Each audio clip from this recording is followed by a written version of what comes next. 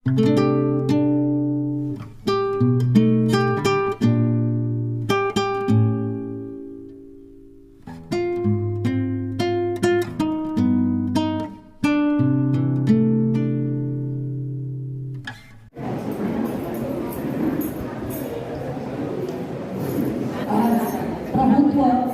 विचार मंच आयोजित संयुक्त जयंती आपण बाबासाहेबांची 135वी जयंती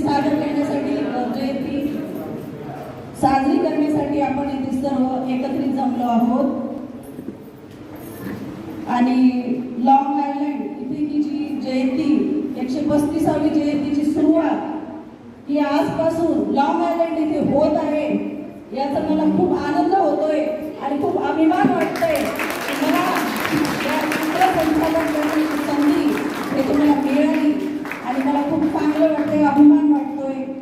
धन्यवाद गौतम उपासिकांना।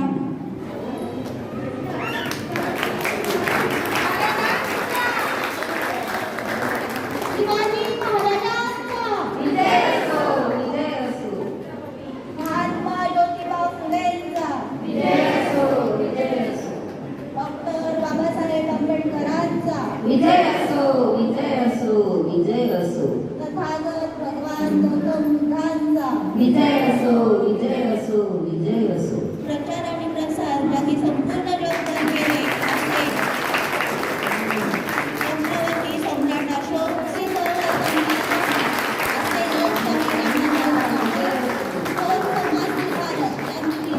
सम्मा संबुद्धस्स नमो तस्स भगवतो अरहतो सम्मा संबुद्धस्स बुद्धं शरणं गच्छामि धम्मं शरणं गच्छामि संघं शरणं गच्छामि द्वितीयंपि बुद्धं शरणं गच्छामि द्वितीयंपि धम्मं शरणं गच्छामि द्वितीयंपि संघं शरणं गच्छामि तृतीयंपि बुद्धं शरणं गच्छामि तृतीयंपि धम्मं शरणं गच्छामि तृतीयंपि संघं शरणं गच्छामि। पातिपाता वेरमणि सिक्खापदं समादियामि अदिन्नदाना वेरमणिकापदं समादियामि कामे सुमिच्छाचारा वेरमणि सिक्खापदं समादियामि मूसावादा वेरमणि सिक्खापदं समादियामि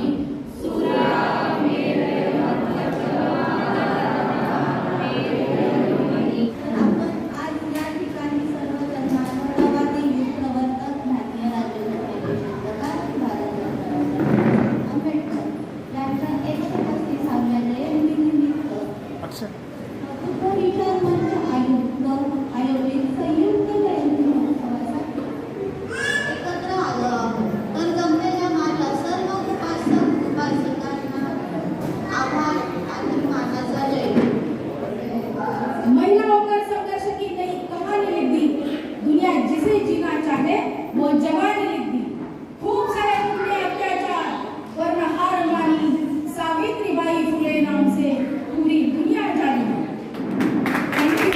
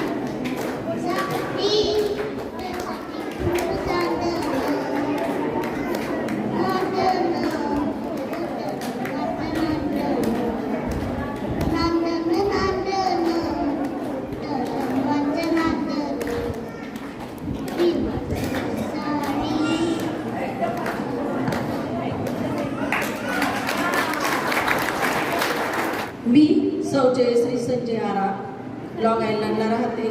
सूत्रसंचालनाच्या निमित्ताने मला इथे जी बोलण्याची तुम्ही संधी दिली त्याबद्दल मी बौद्ध उपासकांचे आभार मानते. तसेच माझे पती श्री संजय आरा यांनी मला बोलण्याची येथे सहमती दाखवली त्याबद्दल मी त्यांचेही आभार आहे.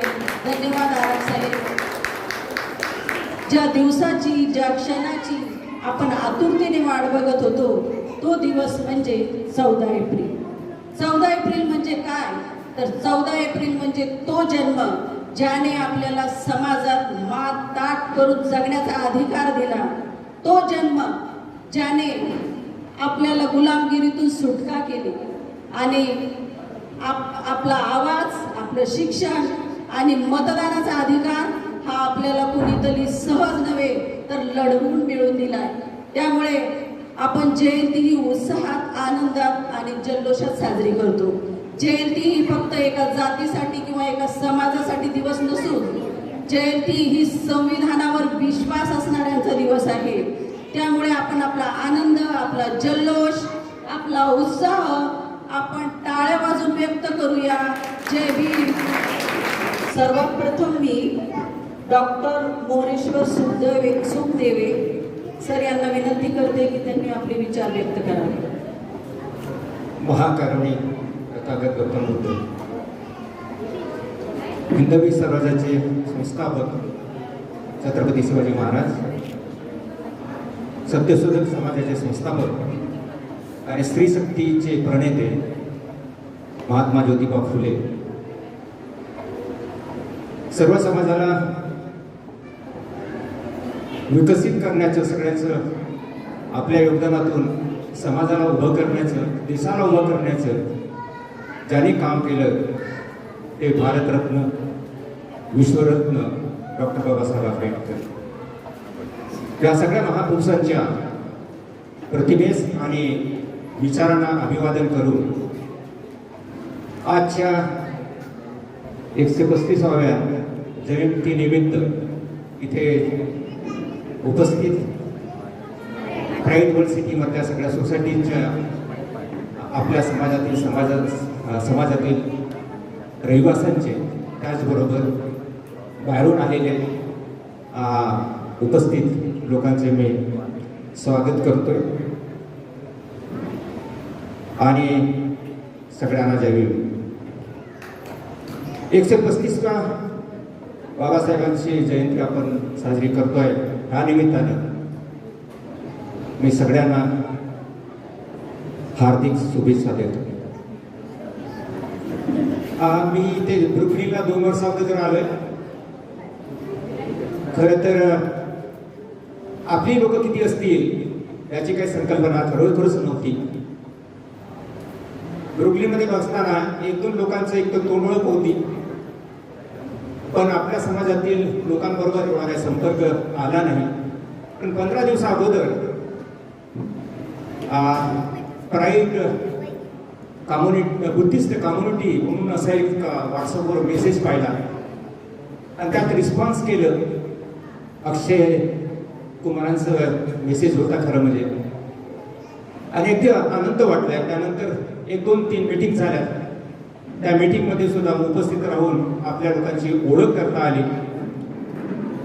आपल्या प्राईड वर्ल्ड सिटीमधल्या सगळ्या सोसायट्यांच्या रहिवाशांचं, आपल्या समाजातील सर्व रहिवाशांचं एकत्र करण्याचं काम मिस्टर अक्षय कुमार आणि मिस्टर आव्हाड यांनी केलं. त्यांचं खरोखरच अभिनंदन करतोय. आणि पहिल्यांदा आपण या प्रकारची जयंती ह्या परिसरामध्ये आपण साजरी करतोय. बाबासाहेबांची जयंती 135वी जयंती 135 वर्ष झाली आणि या काळामधलं कितीतरी पिढ्या निघून गेल्यात. आपण इथे बसलेले सगळे मला वाटतं 3ऱ्या का 4थ्या पिढीतले असणार. 3री-4थी पिढी यासाठी म्हणतोय की 1950 नंतर संविधानात जे काही आपल्याला आपले मूलभूत अधिकार, आपले स्वातंत्र्य, समता, एकता, हा सगळ्यांचा विचार त्या बाबासाहेबांनी मांडला. त्याच्या विचाराच्या अनुषंगाने आपण आपली प्रगती करत गेलो. आणि त्यातून आज इथे जमलेली मी म्हटलं 3री ते 4थी पिढी असेल, 50 नंतर झालेली पहिली पिढी, त्याच्यानंतर त्यांना पहिल्या पिढीला एक आपल्या अस्तित्वासाठी लढावे लागेल. शिक्षण होतं, नोकरी होती, आणि त्यातच आपला एक विकासाचं एक मार्ग आपल्यासमोर होता, आणि तो उभं करण्यासाठी आणि तो पुढे घेऊन देण्यासाठी खरोखरच त्या पिढीने काम केलं. दुसऱ्या पिढीने एज्युकेशन स्टॅबिलिटी आणली. तिसऱ्या पिढीने चांगली शिक्षण झालं, चांगल्या नोकऱ्या मिळाल्या. आज आपण इथे जे बघतोय सगळ्यांच्या घरी सगळ्यांच्या घरी चांगल्या घरी राहतोय, गाड्या आहेत, शिक्षण आहेत. ह्या माध्यमातून सुद्धा आपण पुढे जाण्याचा प्रयत्न करतो. आता 4थी पिढी आपल्या समोर जी येते आहे ती लहान मुलांची समोर जाणार. मागे 5-6 महिन्या अगोदर एक गोष्ट पाहिली होती, म्हणजे एक क्रांती पाहिली होती, आणि ती मोठी नेपाळची क्रांती, ज्याला आपण जेन झेड म्हणतोय, जनरेशन झेड. आपल्या पिढीच्या जनरेशनचा विचार केला तर आपल्या समाजातील जे आपल्याला घडामोडी किंवा विकास झाला त्या बाबतीत बोलत होतोय. पण जेन झेड मध्ये हा जो 1996 ते 2012 पर्यंत ज्यांचा जन्म झाला त्या जनरेशननी आज नेपाळमध्ये जर पाहिली असेल तर क्रांती घडवून आणली. आज त्यांनी स्वतःचं एक अस्तित्व उभं केलेलं आहे.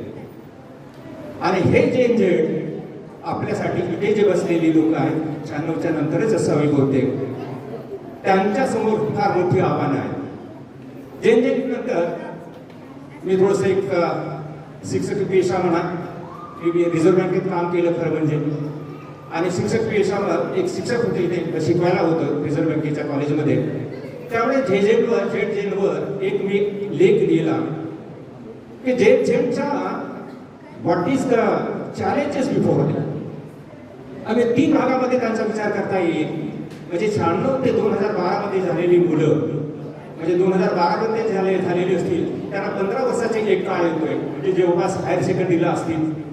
त्यानंतरचे जे लोक आहेत 16 ते 20 पर्यंतची किंवा 25 पर्यंत कॉलेजमध्ये असतील, त्यांच्या समोरची आव्हाने जर पाहिली, आणि ही जी जेन झेड होतं हे पहिल्यांदा डिजिटल एरामध्ये काम करत होतं. त्यांना एक्सपोज केलं होतं. आज त्यांना माहीत नाही लिहायचं म्हटलं तर. सगळं लॅपटॉप आहे, TV आहे, सगळ्या गोष्टी आपल्या समोर येतात आणि त्यातून हे करतो. मग त्यांच्या समोर सुद्धा आव्हान आहे, आणि आपल्या समाजासाठी सुद्धा त्या प्रकारची आव्हानं राहणार असणार सुद्धा. आतापर्यंत बाबासाहेबांना आपण वाचत होतो, पुस्तकातून वाचत होतो, अभ्यासातून वाचत होतो, लेखातून वाचत होतो, ऐकण्यातून वाचत होतो. पण त्याचं आपल्याला वाचणं त्यांचं कधीही संपूर्ण होणार नाही, कम्प्लीट करू शकणार नाही. त्यांची आगाढ विचारशक्ती, त्यांचा अभ्यास. एकदा बाबासाहेबांना कोणीतरी म्हणालं की तुम्ही एवढं संदर्भ सहित जे काही तुमचे आर्ग्युमेंट करता किंवा तुम्ही जे संदर्भ देताय कसं काय जगतो हो तुम्हाला. बाबासाहेब म्हणाले माझ्या पानात जगतो आहे खरं. आणि हा त्यांचा एक इन्व्हॉल्वमेंट योगदान होतं, किंवा त्यांनी आत्मसात करण्याची जी शक्ती होती त्यातून त्यांनी समाजाला घडवण्याची एक फार मोठं काम केलं. बाबासाहेबांनी आर्थिक क्षेत्रामध्ये सुद्धा फार मोठं काम केलं. आणि मला ज्या बाबासाहेबांच्या विचारावर रिझर्व्ह बँकेची स्थापना झाली त्या रिझर्व्ह बँकेमध्ये काम करण्याची संधी मिळाली. आणि मी चीफ जनरल मॅनेजर किंवा रिजनल डायरेक्टर पर्यंत त्या कॉलेजमध्ये असताना रिझर्व्ह बँकेचं आर्किव्ज आहे, पुरातत्व विभाग आपण म्हणतो. पण त्यात रिझर्व्ह बँकेची स्थापना कशी झाली याचं वाचण्याचं किंवा त्याला संदर्भ घेण्याचा फार मोठा आली कॉलेजमध्ये असताना, शिकवत असताना. पण त्यात पाहिलं की बाबासाहेबांचे विचार, त्यावेळेची जे रिझर्व्ह बँकेची स्थापना किंवा ब्रिटिश सरकारची जी काही व्यवस्था, आर्थिक व्यवस्था जी होती किंवा बँकेत स्थापना करण्याची जी काही त्यांचे विचार होते त्यामध्ये बाबासाहेबांचं वेगळंच एक विचार होता. आता त्याच्यावर बोलायचं म्हटलं तर जवळपास एका अर्धा तास लागेल खरं म्हणजे. पण एक शब्द मी त्यातून पाहिला की रिझर्व्ह बँकेच्या स्थापना करताना इंटेलेक्च्युअल फाउंडेशन हा शब्द त्याच्यामध्ये दिसला, हिस्ट्रीमध्ये दिसला. म्हणजे रिझर्व्ह बँकेला स्थापना करण्यासाठी देशाची एक सेंट्रल बँक आहे आणि सगळ्या घडामोडीचा विचार करते. त्या सेंट्रल बँकेचा विचार करताना बाबासाहेबांचं इंटेलेक्च्युअल फाउंडेशन किंवा त्यांचे विचार हे महत्वाचे. आणि 1 एप्रिल आपण 1934 हा झाला. 1 एप्रिल 1935 पासून रिझर्व्ह बँकेची स्थापना झाली. आणि त्यानंतर आपण केवळ ट्रेडमध्ये किंवा जसं ब्रिटिशांचं होतं ट्रेडमध्ये करतो असं नव्हतं. आपल्याला आपला समाज जो आहे सोशल ऑब्लिगेशन्स आहे, सोशल स्ट्राटा वेगळा आहे, इकॉनॉमी वेगळी आहे. आणि त्यातून जर आपल्याला समाजाला उभं करायचं असेल, देशाला जर उभं करायचं जर झालं तर आपल्याला वेगळी प्रकारची बँकिंग व्यवस्था असावी असं त्यांचा विचार होता. आणि त्यामुळे बाबासाहेबांना एक इंटेलेक्च्युअल फाउंडेशन म्हणतात.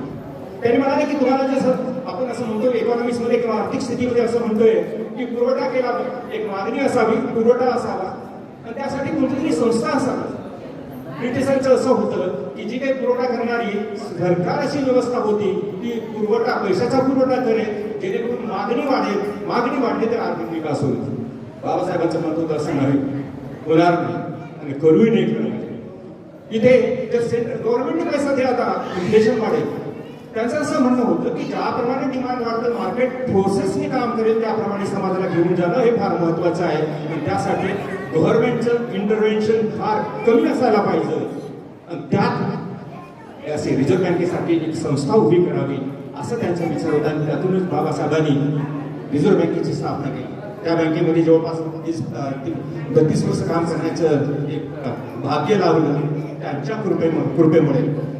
पण आता समोरची जे आव्हानं आहेत, आतापर्यंत आपण हे बोलत होतो की आपल्या गरजा काय, मूलभूत गरजा काय, अन्न वस्त्र निवारा हा लहानपणापासून आपल्याला शिकवलं गेलं. आता आपण त्याप्रमाणे सक्षम झालोय. अन्न वस्त्र सगळ्यांच्या घरी घर आहे, सगळ्यांना खायला मिळतं, आहेच की, जिथे नसेल पण खेड्यामध्ये आहेच की. निवारा सगळ्यांच्या घरी चांगला आहे, वस्त्र आहेत, सगळ्या गोष्टी झाल्या. पण ह्या व्यतिरिक्त सुद्धा बाबासाहेबांच्या विचाराने जर विचार करायचा झाला तर आजचं महत्वाचे जे चॅलेंजेस आपल्या समोर असतील ते एक आहे शिक्षण, दुसरं आर्थिक व्यवस्था आणि तिसरं तुमच्या आरोग्याचं सुद्धा संबंध ठेवावं लागेल. आर्थिक विकास करताना आर्थिक खरोखरच आपण उभे आर्थिक आहोत का, आपण नोकरीमुळे आपण सगळे नुसतं फायनान्शियली स्टेबल झालोय. पण जो गळाचा माणूस आहे त्याच्यासाठी तर काही होतं का. मी महाराष्ट्र राज्य सहकारी बँकेत रिटायरमेंट झाल्यानंतर गव्हर्नमेंटनी मला महाराष्ट्र राज्य सहकारी बँकेचा अध्यक्ष म्हणून नेमणूक केली होती. आणि 4 वर्ष मी काम केलं. बँकेला टर्न अराउंड करायचं होतं. त्यातलं एक उदाहरण सांगतोय. आपण कुठपर्यंत खरोखर सक्षम आहोत, आर्थिकदृष्ट्या सक्षम आहोत. आज रिझर्व्ह बँकेमध्ये महाराष्ट्र राज्य सहकारी बँक ही महाराष्ट्राची सगळ्या सहकारी बँकेची पतपुरवठा करणारी संस्था, सगळ्यांना वित्तपुरवठा करते. महाराष्ट्रामध्ये 2,20,000 सहकारी संस्था आहेत. आर्थिक संस्था किती? मी आमच्या अधिकाऱ्यांना बोलावलं, 8 दिवसानंतरच बोलावलं. मला हे सांगा, 2,20,000 आपण सहकारी संस्थांना आपण वित्तपुरवठा करतो किंवा सपोर्ट करतोय, त्यात आपल्या संस्था किती हो? मागासवर्गीयाच्या संस्था किती? असं 10-5 आपल्या फक्त अर्बन कोऑपरेटिव्ह बँका दाखवल्या, काही पतसंस्था दाखवल्या. एकाने मला सांगितलं की डॉक्टर बाबासाहेब आंबेडकर सहकारी साखर कारखाना हा उस्मानाबादमध्ये तुळजापूरच्या जवळपास आहे असं मला सांगितलं. आम्ही त्या कारखान्याला वित्तपुरवठा सुद्धा करत होतो. त्यामध्ये मी म्हटलं की फार चांगल्या कंपनीने आपल्या समाजाचं एक साखर कारखाना उभा आहे. फार आनंद वाटला खरं म्हणजे. काही काळाने त्या बँकेचे चेअरमन गोरे म्हणून होते, ते मला आमंत्रित त्यांनी केलं की जेव्हा गणित हंगाम सुरू होतोय किंवा मोरी टाकण्याचा प्रोग्राम होतोय, त्या मोरी टाकण्याच्या प्रोग्रामला मला इन्व्हाइट केलं. मी गेलोय परत आवर्जून. गेल्यानंतर पाहिलं की हजारो लोकांचे शेतकऱ्यांचं उभे समोर आहेत, स्टेजवर आहेत. स्टेजवर पाहिलं बाबासाहेबांचा पुतळा नव्हता. ज्या डॉक्टर बाबासाहेब आंबेडकरांचं नाव ज्या साखर कारखान्याला दिलं होतं हे फक्त सामाजिक दृष्टिकोनातून नाव दिलं असेल, पण बाबासाहेबांचा पुतळा नव्हता. तिथे पाहिलेल्या लोकांचे शेतकरी होते. आपल्या समाजाचे किती असतील, आपल्या समाजाने किती केले. सगळ्याच अर्थ असा की या प्रकारच्या संस्था हा महत्त्वाच्या आर्थिक उत्थानासाठी आर्थिक विकासासाठी आहेत आणि त्यासाठी आपल्या सरकारने सगळ्यांनी हातबळ लागायला पाहिजे. शिक्षणाचं सुद्धा तेच आहे की आज आपण इथे पाहिलं की ती शाळा जी काढली ज्याच्यामध्ये जवळपास 1,54,000 वगैरे फीस आहे, 1,50,000च्या जवळपास आपण देऊ शकतो का. पण हा सुद्धा एक आपण ज्या परिस्थितीमध्ये शिक्षणाच्या परिधीवर पोहोचलोय त्यातून आपण काहीतरी सस्टेन करू शकतो, पण बाकीचे लोक सस्टेन करू शकतो. त्यामुळे तो सुद्धा आपल्या सुद्धा आव्हान आहे. तिसरी महत्वाची गोष्ट आहे आरोग्य. कोरोनाने खूप काही शिकवून गेलं. कोरोना काळामध्ये आपण अभ्यस्त सुद्धा गमावले आणि त्या काळाने आरोग्य क्षेत्र म्हणजे काय ह्या बाबतीत सुद्धा आपल्याला फार मोठं चॅलेंज दिलं. आणि आताही जर पाहिलं तर आरोग्यामधलं एक फार महाग अशी व्यवस्था आहे, त्यातून आपल्याला जावंच लागतं. मग यासाठी समाजासाठी काही करता येईल का, हा दृष्टिकोनातून 2021 मध्ये कोरोना नंतर एक विचार आला, आपण सर्वांना परवडणार अशी एखादी आरोग्य क्षेत्रातील एखादं हॉस्पिटल काढता येईल का. आणि आम्ही काही जवळ बरीच लोक एकत्र येऊन बोधिसत्व सहकारी रुग्णालय म्हणून आम्ही एक संकल्पना सुरू केली आणि त्याचं रजिस्ट्रेशन करून सहकारी तत्वावर रजिस्ट्री करून आम्ही त्याचं चालू केलं. इंग्रजनगरला ओपीडी सुरू केली, दापोडीला 30 बेडचं हॉस्पिटल सुरू केलेलं आहे. सगळ्या सुविधा सह करण्याचा प्रयत्न, लोकांना आरोग्य सेवा हा अफोर्डेबल कॉस्टमध्ये मिळावा ह्या दृष्टिकोनातून काय केलं, आपल्या समाजाने जवळपास 2,000 सभासदांनी त्यात शेअरच्या माध्यमातून योगदान दिलं आणि आज जवळपास आम्ही 2 कोटी जवळपास जमा केलेले आहेत. पुढची काळ नुसतं आपण ओपीडी किंवा 30 बेडचं हॉस्पिटल आपली संकल्पना आहे, आपलं स्वप्न नाही. आपलं स्वप्न आहे आपलं स्वतःचं चांगलं हॉस्पिटल व्हावं आणि हे समाजाच्या माध्यमातून आपण कॉन्ट्रीब्युट केलं, समाजाच्या माध्यमातून होऊ शकतं एवढं आपण प्रयत्न केला. आणि त्यात आम्ही येरवड्याला एक 6 गुंठ्याचं आवंटन पण झालं. पण आजच्या परिस्थितीमध्ये जे काय गव्हर्नमेंटचं असेल त्यामध्ये रद्द करण्याचा सुद्धा प्रयत्न त्यांचा सुरू आहे. आपल्या 6 गुंठ्याच्या येरवड्यामध्ये आम्हाला प्लॉट अलॉटमेंट झालेला आहे. त्याच्यामध्ये या सगळ्या गोष्टीचा विचार केला तर आम्ही केलंच काय फक्त की प्रत्येक सभासदाकडून 5,000 रुपये ते 20,000 रुपयाचे 4 शेअर म्हणजे 1 शेअरचे 5,000 रुपयाप्रमाणे असं कलेक्शन केलं आणि आज जवळपास आम्हाला 2 कोटीचं आमच्याकडे निधी जमा करून दिलं. गरज फार मोठी आहे बरं, म्हणजे 2 कोटी होणार नाही, 20-25 कोटी. एखादा हॉस्पिटल काढायचं, सगळं चांगलं हॉस्पिटल काढायचं आणि आमचं स्वप्न तेच होतं.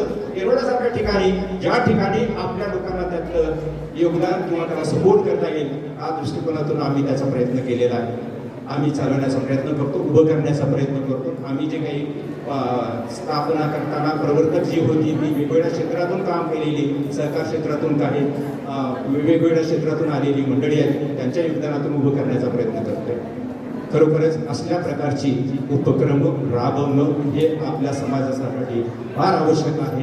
आणि त्यासाठी मी सगळ्यांना आवाहन करेल की आपल्या ऐपतीप्रमाणे जे काही कॉन्ट्रीब्यूट करता येईल ते कॉन्ट्रीब्यूट करावं. आणि आजच्या दिवशी हीच खरोखरच जयंती निमित्तानं आपल्या सगळ्यांचे योगदान होईल एवढं बोलून मी माझं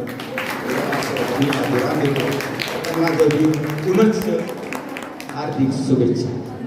माझे नाव माही आहे. नवीन शिक्षण हे वाघिणीचे दूध आहे, जो पिणार तो गुळगुळल्याशिवाय राहणार नाही.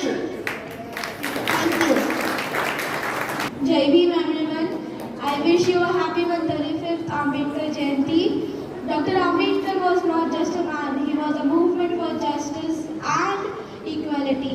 Born on 14 April 1891, he faced discrimination and hardship through a very young age. But instead of giving up, he made his struggle into his strength. He believed that no one is inferior. Every person deserves respect and equal rights.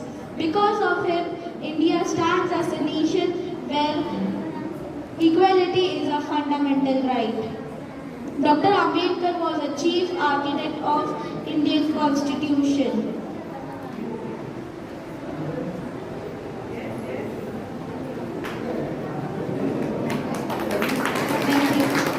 रास्कर sir यांना विनंती करते त्यांनी 2 शब्द बोलावे. Arvind Jain, Pride World सिटीचे प्रमुख, यांनी आपल्याला जयंतीच्या निमित्ताने 50,000 रुपयाची देणगी दिली. सर्वांना 135व्या आंबेडकर जयंतीच्या खूप खूप शुभेच्छा प्राईड वर्ल्ड सिटीतर्फे. धन्यवाद. नमो बुद्धाय. हिंदवी समाजाचे संस्थापक महामानव छत्रपती शिवाजी महाराज, सत्य समाज सुधारक महामानव ज्योतिबा फुले आणि भारतरत्न संविधानाचे शिल्पकार डॉक्टर बाबासाहेब आंबेडकर यांच्या जयंतीनिमित्त 135व्या तुम्हा सर्वांचं खूप हार्दिक स्वागत आणि तुम्हा सर्वांना या जयंतीच्या खूप खूप हार्दिक शुभेच्छा. आणि मला असं वाटतं की आपण ही जयंती साजरी करतोय ते एक जोरदार टाळ्या व्हायला पाहिजे. आपण सगळे एकत्रित आहोत. एकदम जोरदार असा सन्मान असला पाहिजे की आपल्याला वर्ल्ड प्राईड सिटीमध्ये जयंती होत आहे. थँक्यू. डॉक्टर बाबासाहेब आंबेडकर म्हटलं की फक्त दलित समाज म्हटलं जातं. त्यांनी माझ्यासाठी काम केलेलं आहे? अजिबात नाही. त्यांनी देशाच्या सर्व जनतेसाठी काम केलेलं आहे. जसं आज आपण इंस्टाग्रामवर भरपूर व्हिडिओ बघतो की अरे क्या हुआ, जयंती नहीं कर रहे हो क्या? अरे मैं नहीं कर रही हूँ जयंती. क्यों? हिंदू लड़की के लिए कुछ नहीं किया, एक स्त्री के लिए कुछ नहीं किया.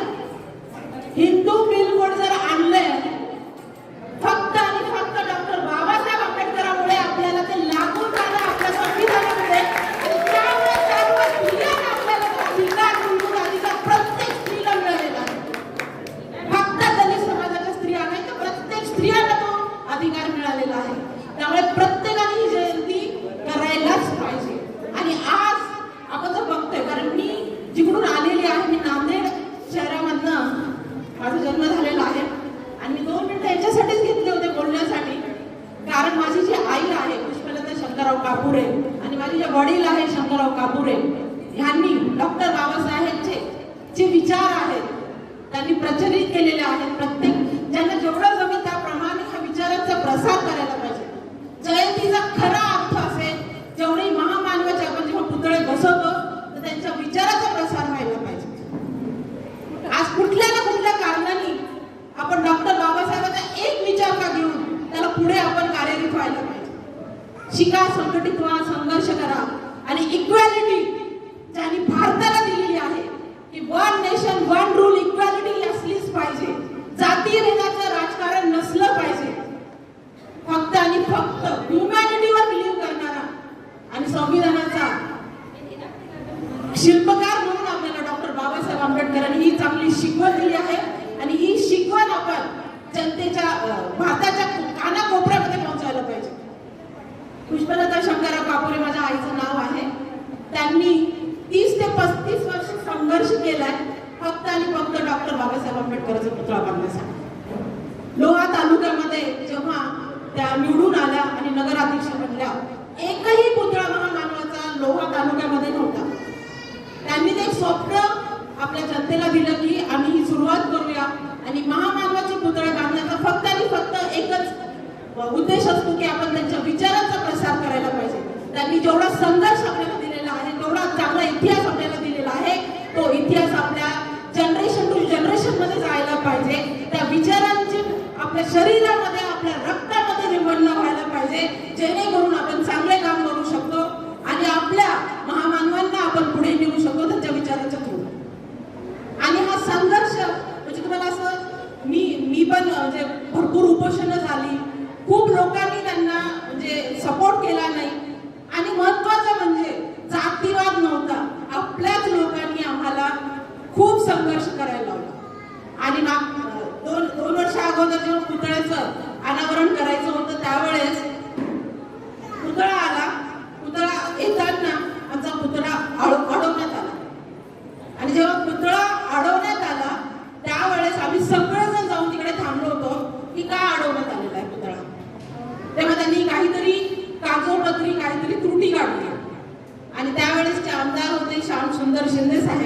यांनी आम्हाला खूप म्हणजे त्यामध्ये खूप मोठा त्यांचा सिंहाचा वाटा आहे. आज पुतळ्याचं अनावरण लोहा तालुक्यामध्ये जो पुतळा बसलेला आहे मागच्या 3 वर्षामध्ये त्यांनी आम्हाला खूप सपोर्ट केला.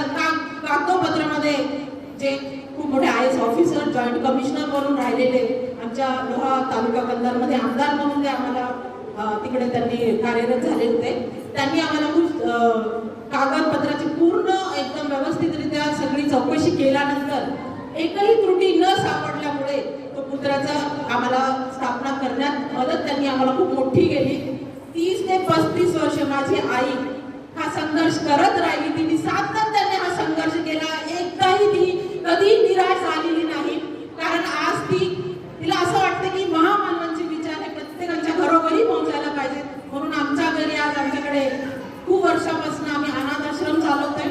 खूप वर्षापासून आम्ही व्यसनमुक्ती केंद्र चालवतोय. लहान मुलांचं एक वृद्धाश्रम, लहान मुलांचं एक हॉस्टेल आहे आणि वृद्धाश्रम सुद्धा आम्ही आता सुरू केलेला आहे. मला असं वाटतं की प्रत्येकाने हा संघर्ष करायला पाहिजे. आज 14 एप्रिल आहे. आज आपण काही ना काहीतरी एखाद्या कार्याला हातात घ्यायला पाहिजे आणि ते कार्य आपल्या ज्या हिशोबाने आपण करू शकतो त्या हिशोबाने ते करायला पाहिजे. ही सर्वांना मी शुभेच्छा देते आणि ह्या विचारांना डॉक्टर बाबासाहेब आंबेडकरांना प्रत्येकाच्या घरोघरी देशात नव्हे तर आंतरराष्ट्रीय आणि इंटरनॅशनल लेवलवरती आज आपण त्यांना आपलं नाव तिथे दिसलं पाहिजे की आपण काय करू शकत नाही. तर माझी सर्वांना हीच विनंती आहे की आपण जोरात एक नारा देऊया. परम पूज्य डॉक्टर बाबासाहेब आंबेडकरांचा, डॉक्टर बाबासाहेब आंबेडकरांचा, डॉक्टर बाबासाहेब आंबेडकरांचा. थँक्यू. तुझ्या जन्माने बहरून आले आभाळ निळे, तुझ्या श्रमाने खडकावरती अंकुरले आभाळ निळे, तुझ्या प्रयत्ने जगतावरती पांघरले आभाळ निळे, परंपराच्या आघाताने चिपाड होता आयुष्याचे, तुझ्याच क्रांती सामर्थ्याने उद्धारले हे आभाळ निळे. टिचलेल्या मूक जनांना ममतेने तू कवेत घेता, टिचलेल्या मूक जनांना ममतेने तू कवेत घेता, युगायुगाच्या जाचा मधुनी सावरले आभाळ निळे. सरणावरती देह तुझ्या तो संध्याकाळी धगधगताना, सागर साक्षी तुझ्या अंती गैवरले हे आभाळ निळे, गैवरले हे आभाळ निळे. आज आपण हे जे काही मोकळं आभाळ पाहतो आहे, मोकळा श्वास घेतो आहे, तो फक्त आणि फक्त या महापुरुषांमुळे. Is Ambedkar your God? Many of you may have asked this question before. So, when somebody asks me this question, is Ambedkar your God? I usually just smile. My answer is simple. Whether or not you see him as a God, what we know for sure is that he was real. He lived, studied, fought, wrote, made laws, and staged millions of lives. That alone is an impressive resume in our country. Think about it. Ambedkar was born at a time when many people were denied dignity and respect. Yet he worked hard, studied in some of the best universities in the whole world, and came back to fight for justice here in India. He gave millions of people hope, courage, and a voice. The strange thing is, some people still dismiss Ambedkar as important, even women. It's like mocking at the architect while sitting safely inside the house we built. Without him, the foundation of equality in our society would be much weaker. Ambedkar's legacy is not about worship. It's about something harder, questioning unfair unfair privilege, breaking old traditions that keep people down and asking society to explain a hierarchies with reason, not blind custom. And maybe that is why the question is Ambedkar God keeps coming back. Because his ideas still challenge us today, so is Ambedkar your God? I may not have the clear answer to that question, but I am sure of one thing. We are, because he was Jai Bhim. So, मी अन्वर सोनटक्के आणि माझे विचार ऐकून घेतल्याबद्दल धन्यवाद. कुछ लोग थे जो वक्त के साँचे में भूल गए और कुछ लोग थे जो वक्त का साँचा बदल गए. Good afternoon everyone. My name is Praj and today I am here about to speak on Ambedkar on casteism. Today is 14th April and today is birth anniversary of Dr. Bhimrao Ramji Ambedkar. Dr. Bhimrao Ramji Ambedkar was a walking factory of degrees and pioneer in economics and law studies and architect of Indian Constitution. There is a quote which I personally love, and my grandfather also mentions this quote in his interactions very frequently, which is, "A man is always remembered by the work he puts in the society." Ambedkar did not just believe in education, he lived it every day. I would like to share a short story from book The God of Small Things by Arundhati Roy. The story begins with a young couple who is settled in Kerala, and they are being accused by the societal pressure due to intercaste marriage. The society has reflected that due to lack of recognition and the lack of ability to stood up, it can cause a very traumatizing events. In order to suppress or in order to cancel these events, Ambedkar stood up in the society and started Bahishkrit Bharat, a newspaper which made every single person make his voice stand in the audience. Ambedkar also mentions a very favorite very favorite quote of his, which is, "Three things cannot be hidden in this society, which is the sun, the moon, and the truth." And the truth, ladies and gentlemen, it is nothing but कि पूरी दुनिया में भारत ने doctors पूरी दुनिया तक पहुंचाए हैं. खेल जगत में भी सितारे भारत ने चमकाए हैं. अपनी पौरुष की ताकत पर हम दुनिया को दिखाएंगे. विश्व गुरु हम कल भी थे और आगे भी रहेंगे. Thank you. भीमराव बोधिसत्वाचे नाव, भीमराव अस्पृश्यतेवर नाव, भीमराव समता बंधुता लोकशाहीचे गाव, भीमराव दीनदुबळ्यांची माय, भीमराव काळाराम महाड सत्याग्रह, भीमराव संविधानाचे शिल्पकार, भीमराव इतिहासाचे पान. तर पुढील मनोगत व्यक्त करण्यासाठी मी आमंत्रित करते डॉक्टर सुरेश पठाणी सर. सर्वांना प्रथम जय भीम. तथागत गौतम बुद्ध, परमपूज्य डॉक्टर बाबासाहेब आंबेडकर, छत्रपती शिवाजी महाराज, डॉक्टर बाबासाहेब आंबेडकर हे महात्मा त्यांना मी प्रथम अभिवादन करतो. आणि आजच्या 135 जयंतीनिमित्त आपण उपस्थित ही आजची जयंती ही सर्वत्र मोठ्या प्रमाणात साजरी होते. जगामध्ये जवळजवळ 200 ठिकाणी जगामध्ये राष्ट्रामध्ये ही जयंती साजरी करते. कॅनडामध्ये तर 172वी ही समता दिन हा म्हणून पाळला जातात. इतकी मोठी जयंती ही फक्त डॉक्टर बाबासाहेब आंबेडकर यांचीच होऊ शकते. डॉक्टर बाबासाहेब आंबेडकर यांच्या बाबतीत सांगायचं झालं तर त्यांचा जन्म महू म्हणजे मध्य प्रदेशातील इंदौर इंदूरपासून एक 10 किलोमीटरवर अंतरावर असलेलं हे गाव आहे. 10 किलोमीटर रस्ता आहे, परंतु त्याच्या पुढं जर एक 3 किलोमीटर गेलं तर मात्र रस्ता हा कच्चा आहे. मी साधारण एक 15-16 वर्षापूर्वी तिथे गेलो होतो, तर जाण्याची इतकी अडचण होती. 3 किलोमीटरने तर फारच त्रास झाला. पण आज जर तिथं पाहिलं तर हे आपलं प्रोत्साहन अशा प्रकारे मोठं वैभवनीय स्मारक असं उभं झालेलं आहे. आणि ते स्मारक पाहण्याकरता लांब सुद्धा लोक येतात.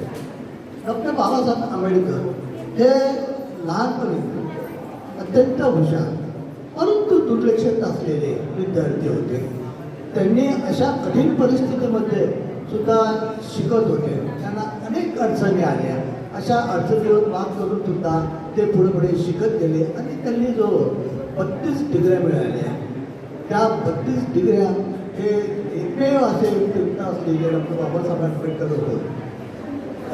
त्यांनी ह्या शिक्षणामध्ये शिका, संघटित व्हा, संघर्ष करा हा मोठा आपल्याला प्रोत्साहन दिलेलं आहे.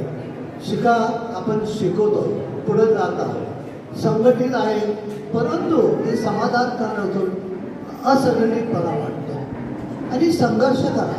संघर्ष करा म्हणजे आपल्यामध्ये संघर्ष करा असा नाही, तर संघर्षामध्ये त्यांची अपेक्षा अशी होती की संसदेमध्ये आपले जास्तीत जास्त सभासद लोक जाऊन आपल्या समाजाकरता कसे जास्तीत जास्त प्रयत्न करतील, पुढं आणतील, हा त्यांचा मुख्य उद्देश होता. त्यांनी आपल्या या शिका, संघटित व्हा आणि संघर्ष करा याच्यामुळेच आपण फार पुढे चाललेलो आहोत. त्यांनी दिलेला हा संदेश किंवा धर्म संदेश हा याच्यामुळे आपल्याला एक माणुसकी, एक मानवी पंखच मिळालेले आहे. या मानवी पंखामुळे आज डॉक्टर, वकील, इंजिनियर, मोठे मोठे अधिकारी हे झालेले आहेत. पूर्वी तर घरामध्ये आपल्याला रॉकेटचा दिवा सुद्धा नव्हता, परंतु आज लाल गाडीमध्ये आपले सभासद किंवा पदाधिकारी हे फिरताना दिसत आहेत.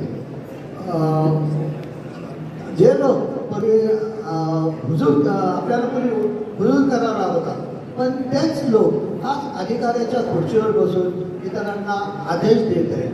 पूर्वी आपल्याला जमिनीवर बसायला परवानगी नव्हती किंवा कमीपणा वाटत होता. ते आज सोफा, दिवाण याच्यावर मोठ्या दिवाखाली बसतात, ब्रँडेड कपडे घालतात. हे कशामुळं? ते फक्त डॉक्टर बाबासाहेब आंबेडकर यांच्यामुळेच. त्यांनी संसदेमध्ये 27 नोव्हेंबर 1949 मध्ये संविधान हे सादर केलं. नंतर वर्षभरात 26 जानेवारीला 1949 मध्ये त्याची अंमलबजावणी सुरू झाली. त्यांच्यामध्ये मनुष्य हा केंद्रबिंदू म्हणून समजलं जात होतं. त्याच्यामध्ये असुशिक्षित लोक किंवा दलित लोक यांच्याकरता खास व्यवस्था करून त्यांच्याकरता एक वेगळाच कलम असा त्यांनी त्याच्याकरता दिलेला आहे. 12 धर्म, 122 भाषा आणि 1652 ह्या बोलीभाषा होत्या. अशा एवढ्या वैविध्याने नटलेल्या जगामध्ये त्यांनी संविधान केलं आणि त्यात एकसूत्रीपणा सगळ्यांना बांधून काढलेलं आहे. त्यामुळे आपल्या समाजाला सुद्धा चांगल्या प्रकारे हे संरक्षण मिळालेलं आहे.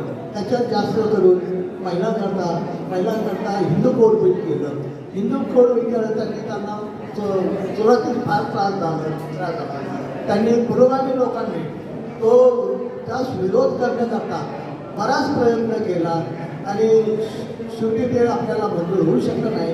परंतु ते हातबल न राहता व योद्धाप्रमाणे ते लढले आणि शेवटी दुर्दैवाने जाता एक 4 कलम फक्त आपल्याला मंजूर करण्यात आले.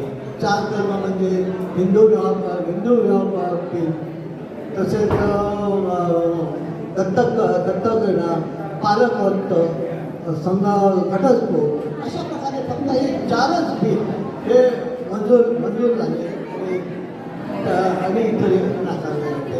त्याचा त्यांना वाईट वाटल्यामुळे त्यांनी आपल्या वकील कायदेमंत्र्याचा हा राजीनामा दिलेला आहे. इतके त्यांना ते आवडलेलं होतं. तर या हिंदू कोड बिलामध्ये महिला करता तर फार मोठ्याचा विषय दिलेले. महिला करता म्हणजे घटस्फोटाची किंवा आपल्या पसंतीचे अशाच प्रकारे विहार घेता येतो. ड्युटीमध्ये सुद्धा 12 तासाही दिली, 8 तासाच करण्यात परवानगी दिलेली आहे. सक्षमीकरण केले सगळ्या क्षेत्रामध्ये हे सक्षमीकरणाकरता त्यांचा मोठा वाटा आहे. मुख्य म्हणजे मतदानाचा अधिकार दिलेला आहे.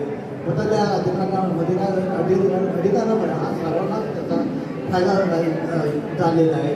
तसेच ESI किंवा कामगार संघटना याच्यामध्ये सुद्धा सगळ्यांना त्याचा फायदा झालेला आहे.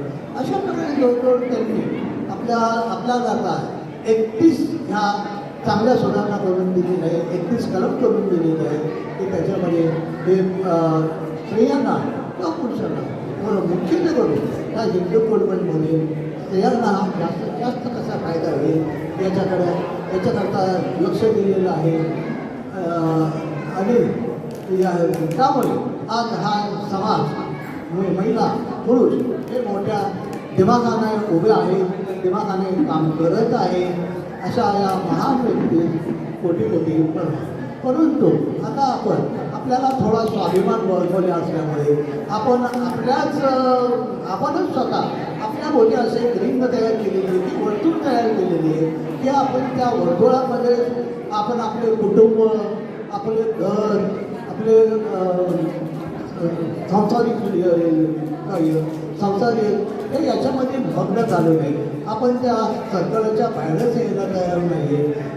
आपण या सर्कलमध्येच राहून इतर समाजाकरता काही लक्ष नाही, इतर काही लक्ष देत नाही. आपण फक्त आपल्या मुलांचे स्वतः डॉक्टर बाबासाहेब आंबेडकरांमुळे खरं आपलं हे करिअर वाढलेलं आहे. त्या करिअराचं महत्त्व आहे का आपल्याला शिक्षणामध्ये पुढं येण्याकरता त्याचा उपयोग झालेला आहे.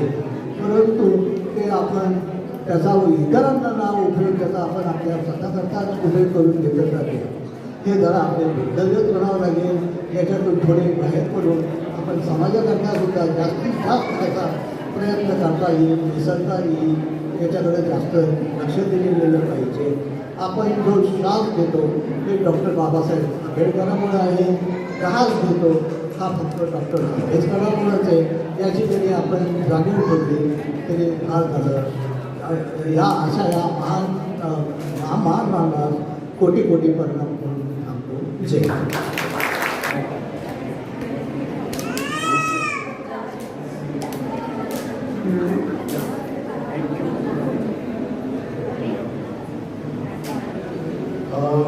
आज जो दिवस खूप स्पेशल आमच्या सगळ्यांसाठी. आज जो दिवस आहे तो आपल्या ट्रायबल सिटीसाठी एक नवीन मी याला म्हणणार की एक नवीन स्टार्ट आहे आमच्या सगळ्यांसाठी. कारण आपण इकडे सगळे जेवढे पण उत्सव आहे ते सगळे साजरा करतो. पण हे जे एक नवीन उत्सव आपल्याकडे जोडला गेलेला आहे आमच्याकडनं जेवढा पण सपोर्ट लागला त्यासाठी. आणि पहिलं वर्ष असल्यामुळे आमच्याकडे जे पण झालं ते आम्ही केले आहे. आणि याच्यापुढे आमची अशी इच्छा आहे की हा जो कार्यक्रम आहे दरवर्षी आंबेडकर जयंतीचा हा खूप मोठा व्हावा. त्यासाठी सपोर्ट करायला आणि सोसायटीसाठी काही तत्पर राहणार आपल्यासाठी कुठेही काय आणि अडचणी येऊ देणार नाही. आणि आमची अशी अपेक्षा आहे की आपला हा जो एवढा मोठा चांगला तुम्ही जे साजरा सण केला आहे तो अजून वाढवावा. आमच्याकडनं खूप शुभेच्छा. लॉंग आयलंड सोसायटी आणि समितीसाठी सर्वांना खूप खूप शुभेच्छा. धन्यवाद. सर्वांना सर्वप्रथम महाकारुणी तथागत भगवान बुद्ध व तसेच तीनही महापुरुष यांच्या चरणी मी त्रिवार वंदन करते व माझ्या पाडण्याला सुरुवात. 1891 सालात तारीख 14 एप्रिल महिन्यात आनंद झाला म्हणू गावात.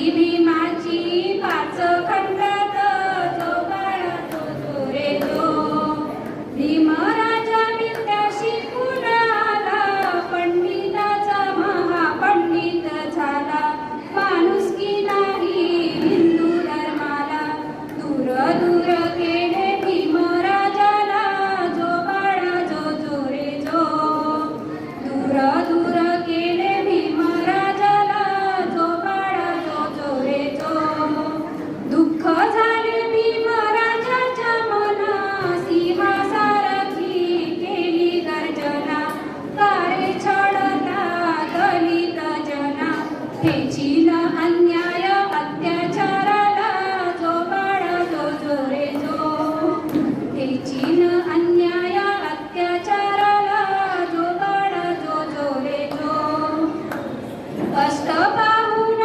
दिला जनाचे धावले मन भीमराजाचे शिंग वाजवून संघटनेचे सिद्ध केले वीर ठाई ठाईचे जो बाळा जो जो रे जो सिद्ध केले वीर ठाई ठाईचे जो बाळा जो जो रे जो बाबासाहेब मुली गरजून वर्ण जातीचं राज्य मोडीन जुलूम सारे बंद करीन समतेचा मर झेंडा लावीन जो बाळा जो जो रे जो समतेचा मर झेंडा लावीन जो बाळा जो जो रे जो चौदार काढ्याचा सत्याग्रह केला पाणी मागितले हिंदू धर्माला काळी लाविली मनुस्मृतीला नाशिकचा राम नाही भेटला जो बाळा जो जो रे जो नाशिकचा राम नाही भेटला जो बाळा जो जो रे जो संकटनायक स्थापना केली हिऱ्या झेंड्याला सलामी दिली वाजला बँड बिगुल बेली समता सैनिकांची फौज चालली जो बाळा जो जो रे जो समता सैनिकांची फौज चालली जो बाळा जो जो रे जो दोन वेळा माघारी लढला जाणं घाबरले हिंदू काँग्रेस जन गोलमेज सभा गाजे भाषण राजकीय हक्क आला घेऊन जो बाळा जो जो रे जो राजकीय हक्क आला घेऊन जो बाळा जो जो रे जो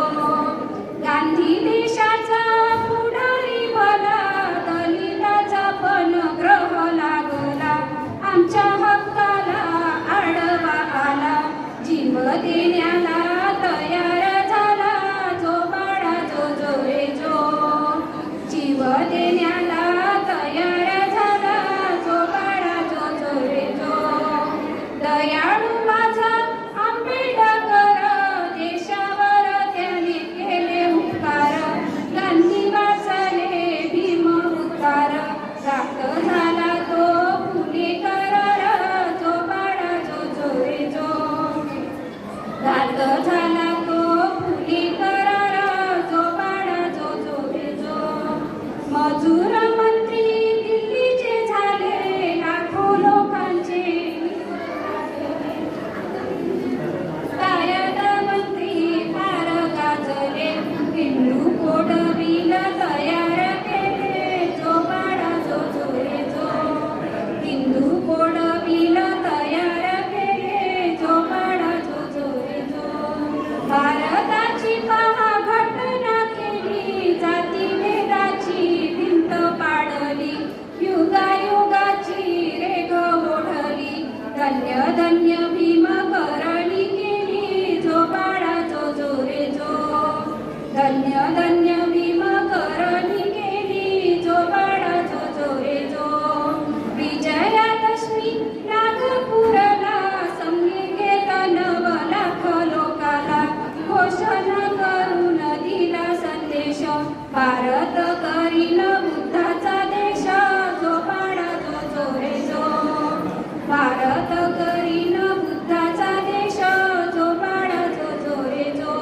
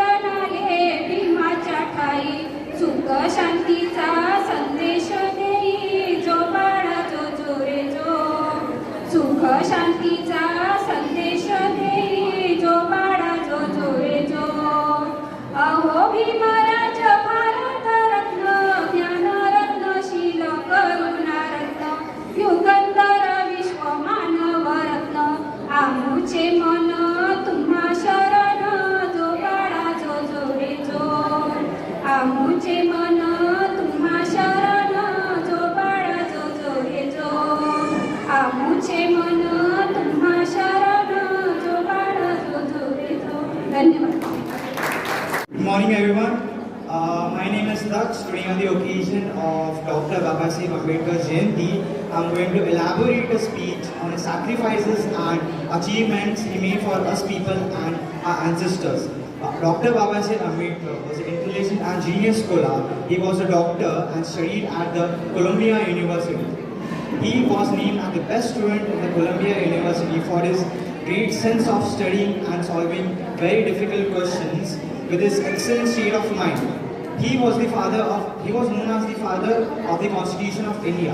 He was in handle of the Constitution of India and made many laws and principles for the welfare of our citizens and our people. He did not gain his fame and power through royalty, but he was poor and he was treated very different from other people due to his appearance and tribe.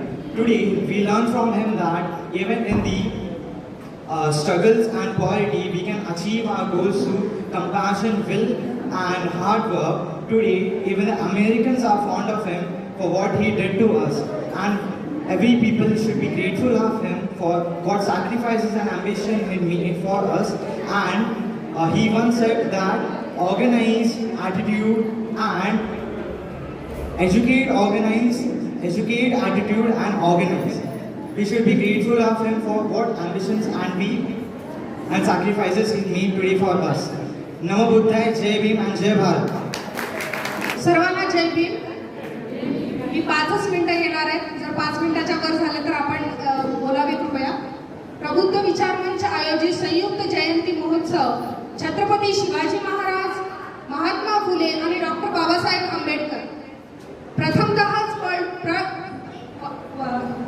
Pride World सिटीमध्ये हा जयंती महोत्सव आयोजित केलेला आहे.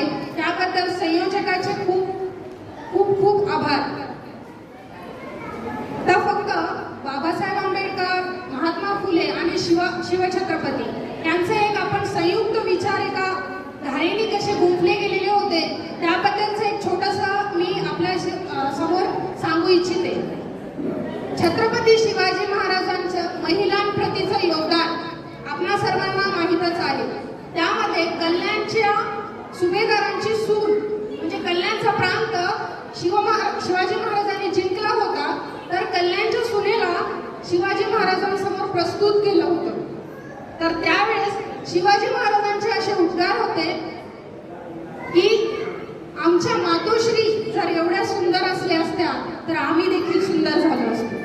म्हणजे महिलांप्रतीची परस्त्रीला जी काही आहे ती म्हणजे आपल्या भगिनीप्रमाणे आपल्या मातेप्रमाणे मानणारे शिवछत्रपती होते. त्याचबरोबर महात्मा फुल्यांचं पण महिलांप्रतीचं योगदान अफाट आहे. स्त्री शिक्षणाची मुहूर्तमेढ रोवली आपल्याला माहीतच आहे. एक छोटंसं उदाहरण त्यांच्या जीवनातलं. महात्मा फुले आणि सावित्रीबाई फुलेंना मूल होत नव्हतं. तर त्यांच्या घरचे त्यांना म्हणाले की ज्योतिबा तुम्ही दुसरं लग्न करा. बघा 200 वर्षापूर्वीचा आपण जयंती महोत्सव आता साजरा करत आहोत. तर 200 वर्षापूर्वीचे महात्मा फुलेंचे विचार. महात्मा फुले त्यावेळेस असं म्हणाले होते, ठीक आहे पण दोष हा सावित्रीमध्ये नसून दोष माझ्याच आहे असं जर सिद्ध झालं तर तुम्ही सावित्रीला दुसरं लग्न करायला लावणार का. हे झालं 200 वर्षापूर्वी महात्मा फुले. 400 वर्षापूर्वीचे शिवाजी महाराज आणि डॉक्टर B.R. आंबेडकर यांचे हे महिलांप्रतीचे जे आपल्याला माहीतच आहे योगदान काय आहे. तर एक छोटंसं उदाहरण की पती पत्नी यांचे संबंध कसे असावेत. तर डॉक्टर B.R. आंबेडकर हे त्यावेळेस म्हणाले होते जवळपास 125 वर्षापूर्वी की पत्नी ही पतीची मैत्रीण असली पाहिजे आणि पती हा तिचा मित्र असला पाहिजे. म्हणजे मी फक्त आपल्यासमोर एक connecting the dots. Mahatma Shivchhatrapati 400 वर्षापूर्वी आता आपण साजरी करतोय 200 वर्षापूर्वीचा म्हणजे 200 वर्षाचा जयंती महोत्सव महात्मा फुल्यांचा आणि डॉक्टर B.R. आंबेडकर. तर यांचे असंख्य म्हणजे बाकीच्या फील्डमध्ये पण खूप चांगलं योगदान आहे. मला फक्त हे 3 उदाहरणं आपल्यासमोर सांगायची होते. तर माझ्या एक 4-5 कविता आहेत तर मी त्या आपल्या पुढे सादर करते. डिस्क्लेमर आहे की केवळ बुद्धिवादी लोकांसाठी जयंती साजरी करताना 8व्यात 22 प्रतिज्ञा. जयंती साजरी करताना 8व्यात 22 प्रतिज्ञा. जयंती साजरी करताना 8वावे संविधान.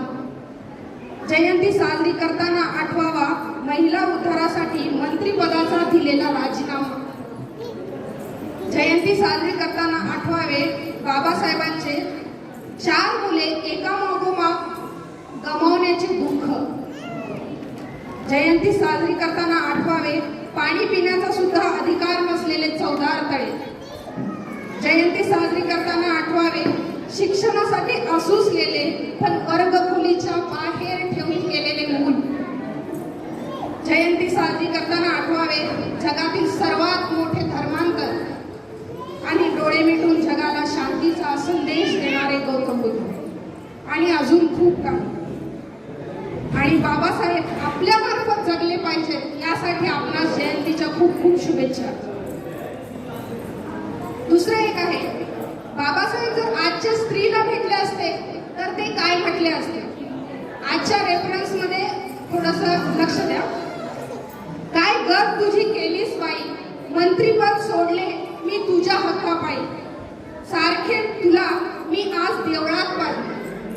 हिंदू कोड मी लिहिले ग बाई, स्वातंत्र्याची तू प्रणिती बाई. सावित्री माईला आठव जरा बाई, तुला शिकवायला झटली ती बाई. शिकू नाही तू हुकू नको बाई, शिकू नाही तू हुकू नको बाई.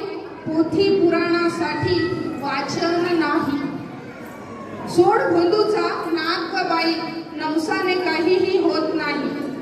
22 प्रतिज्ञा विसरू नको बाई, कंडा दौऱ्याला इथे थारा नाही. सोड व्रत 16 सोमवारचे बाई, 18 पुराणे तुला काय शिकली ती माई. अंगात शास्त्रज्ञ येत का नाही, ग्रहदशा काही नसते ग बाई. ग्रहण काळातून बाहेर निघ बाई, नवऱ्याची सखी हो बाई.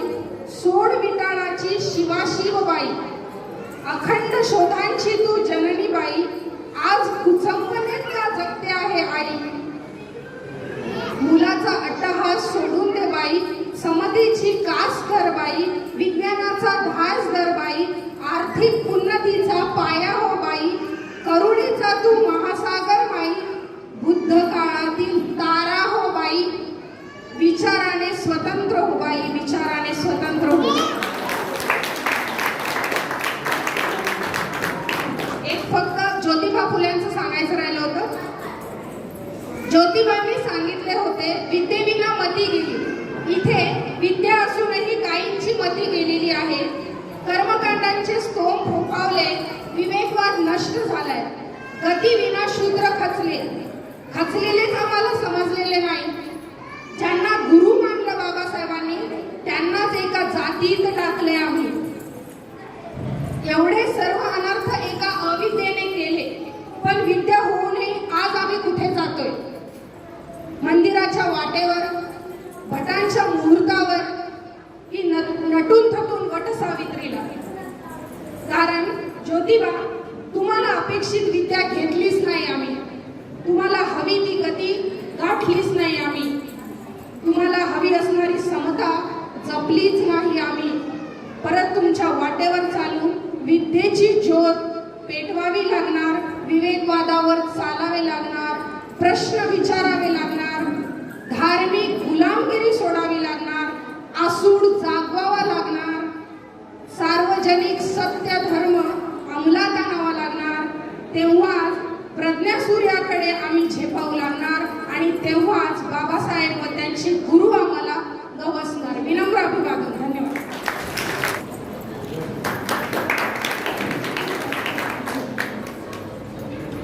नमस्कार, मी गौरव निकम. मी प्रादेशिक उपायुक्त वंदना तोचरे यांचा OSD आहे आणि गेल्या 12 वर्षापासून सामाजिक न्याय विभागामध्ये कार्यरत आहे. मला हा कार्यक्रम आपल्याकडे खूप वर्षापासून व्हावा ही माझी खरंच मनापासून इच्छा होती. पण मी सगळ्यांचं अभिवादन करतो की आज इतक्या वर्षानंतर आपल्या सगळ्यांच्या प्रयत्नाने अतिशय सुंदर कार्यक्रम राबवण्यात आला. आज सकाळी आपल्या राज्यमंत्री माधुरीताई मिसाळ यांनी नुकतंच आपल्या इथं अभिवादन केलं. तो संपूर्ण कार्यक्रम झाल्यानंतर मला फोन आला की आपल्या प्राईड वर्ल्ड सिटीमध्ये सुद्धा सुंदर कार्यक्रम होत आहे. आणि मला आज इथं बोलताना एवढं भरून येते की गेल्या 12 ते 13 वर्षापासून मी या सोसायटीमध्ये राहतो, पण एवढा सुंदर कार्यक्रम मी राबवू शकलो नाही. एवढा सगळा आपण राबवला. मी आपला सगळ्यांना पुन्हा एकदा शुभेच्छा देतो. जय भीम. आणि आज आपण सर्वजण एकत्रित येऊन हा कार्यक्रम पार पाडतोय. आम्ही वार्धक्याच्या अण्णाभाऊंना मानतो कारण ते बौद्ध समाजाच्या डॉक्टर बाबासाहेबांना गुरु मानत होते. आम्ही बाबासाहेबांना मानतो कारण ते माळी समाजाच्या महात्मा फुलेंना मानत होते. आम्ही महात्मा फुलेंना मानतो कारण ते मराठा समाजाच्या छत्रपती शिवरायांना गुरु मानत होते. आम्ही छत्रपतींना मानतो कारण ते कुणबी समाजाच्या तुकाराम महाराजांना गुरु मानत होते. आम्ही तुकोबारायांना मानतो कारण त्यांच्या गाथेवर तथागत गौतम बुद्धांचा प्रभाव होता. आम्ही गौतम बुद्धांना मानतो कारण गौतम बुद्ध हे स्वतःला देव कधी म्हणत नव्हते, ते फक्त माणूस आहेत हे सांगत होते. म्हणून आम्ही माणसाला मानतो कारण आम्ही माणूस म्हणून जन्म घेतलाय आणि माणूस म्हणून जगत आहोत. आणि बाबासाहेबांनी आपल्याला माणूस म्हणूनच जगायला शिकवलेला आहे. आपण सर्व समाजाच्या प्रती माणुसकीने आणि प्रेम भावनेने करुणेने एकमेकांसोबत राहूयात. सर्वांना सफल केले. भगवान गौतम बुद्धापासून ते अण्णाभाऊ साठेपर्यंतच्या सर्व महापुरुषांना सर्वप्रथम अभिवादन करतो. आणि या ठिकाणी जमलेल्या सर्व मान्यवर पाहुणे आणि सभासदांना सप्रेम जयभीम आणि बाबासाहेबांच्या जयंतीच्या शुभेच्छा देतो. मित्रांनो, आजचा हा दिवस आपल्यासाठी जितका आनंदाचा, उत्साहाचा आणि एक एनर्जेटिक असतो, तितकाच आजचा दिवस हा एक जबाबदारीचा दिवस म्हणून आपण बघितलं पाहिजे. कारण आजच्या दिवशी बाबासाहेबांच्या जीवनाविषयी जर आपण विचार केला तर बाबासाहेबांचं जीवन हे अतिशय खडतर, अतिशय संघर्षमय असं राहिलेलं आहे. मी जेव्हा बाबासाहेबांच्या जीवनाचा विचार करतो तेव्हा माझ्यासमोर एकच वाक्य येतं की एक विद्यार्थी होता की ज्याला वर्गाच्या बाहेर बसवलं जायचं. एक लहान विद्यार्थी होता ज्याला पाणी पिण्याचा अधिकार नव्हता, की ज्याला पाणी पिण्यासाठी शाळेच्या चपराशी वरतून पाणी द्यायचा की त्याचा स्पर्श होऊ नये, त्या स्पर्शाने आपल्याला विकार होऊ नये, अशी इतकी वाईट अवस्था होती. आणि 50 ते 60 वर्षानंतर तोच विद्यार्थी त्या देशाची राज्यघटना लिहितो. तोच विद्यार्थी त्या देशातल्या सर्वांना पिण्याचं पाणी मिळावं, वापरासाठी पाणी मिळावं याच्यासाठी पाण्याचं नियोजन करतो. हा एक 66 वर्षांचा बाबासाहेबांच्या जीवनातला काळ हा अतिशय महत्त्वाचा, अतिशय संघर्षमय असा राहिलेला आहे. मित्रांनो, बाबासाहेबांचं जीवन बघितलं तर आपल्याला प्रकर्षाने असं जाणवेल की या देशामध्येच नव्हे तर या जगामध्ये बाबासाहेबांनी इतका संघर्ष, इतका अपमान, इतका हाल अपेष्टा क्वचितच कुठल्या एखाद्या व्यक्तीच्या वाट्याला आलेल्या असतील. म्हणजे मी सकाळी सहज असा विचार करत होतो की बाबासाहेबांचं आयुष्य कसं होतं. तर काही गोष्टी मी लिहिल्या होत्या. बाबासाहेब 5 ते 6 वर्षाचे असताना त्यांच्या आईचं निधन झालेलं होतं. बाबासाहेब शिकून नंतर कोलंबिया विद्यापीठात गेले. तिकडून आल्यानंतर ते बडोदामध्ये बडोदा संस्थानामध्ये नोकरीसाठी जात होते. त्यावेळी रामजी बाबांचं निधन झालं. 1921 ते 1925 या काळामध्ये बाबासाहेबांची 4 अपत्य दगावली. त्याचसोबत 1925 ते 26 दरम्यान बाबासाहेबांचे मोठे बंधू त्यांचं निधन झालं. 1935 मध्ये रमाबाईंचं निधन झालं, तिच्या बाबासाहेबांच्या खूप मोठ्या सपोर्टर होत्या. बाबासाहेबांना प्रत्येक आयुष्यातल्या प्रत्येक घडामोडीमध्ये त्यांनी खूप सहकार्य केलेलं होतं.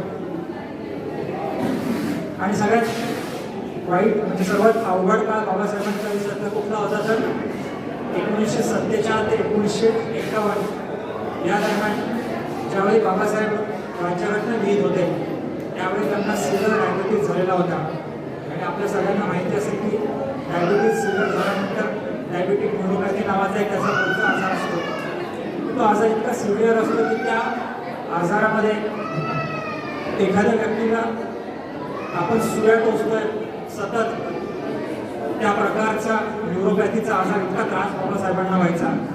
बाबासाहेबांना बसता यायचं नाही, तरी पण बाबासाहेबांनी न थकता बऱ्याचदा तर काही दिवसाचे वाचण्यात आले की बाबासाहेब स्वतःचा पाय एका ठिकाणी बांधायचे आणि मग ते लिखाण करायचे. म्हणजे एवढी सगळी धडपड, एवढं सगळं संघर्ष हा याच्यासाठीच होतं की आपला समाज, आपल्या सर्वांना जे जनावरासारखं जीवन होतं ते जीवन आपल्या सगळ्यांना माणसासारखं जगता आलं पाहिजे, सगळ्यांना समान अधिकार भेटला पाहिजे.